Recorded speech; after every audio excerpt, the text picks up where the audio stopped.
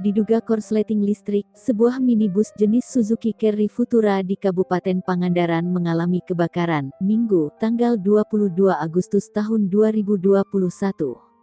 Minibus tersebut terbakar saat melaju. Dari informasi yang dihimpun, minibus Suzuki Carry Futura tersebut dikendarai oleh Gun Abadi, 37, asal Babakan, Kecamatan Pangandaran, dan melaju dari arah Pangandaran menuju Kalipucang.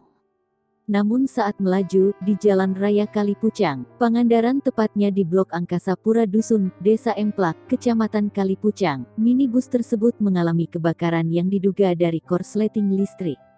Diketahui, kebakaran tersebut terjadi pada hari ini Minggu, tanggal 22 Agustus tahun 2021, sekitar pukul 8.30 waktu Indonesia Barat. Sopir minibus, Gun Abadi, 37, menyampaikan, mengenai kronologis awal kebakaran yang pastinya ia tidak tahu persis. Menurutnya, ketika ia loncat keluar api sudah membesar dari belakang mobil dan kebetulan saat kebakaran di mobil itu ditumpangi oleh satu temannya. Ia mengungkapkan, untuk kerugian mungkin sekitar 50 juta rupiah karena meskipun mobilnya sudah tua tapi harganya cukup lumayan tinggi.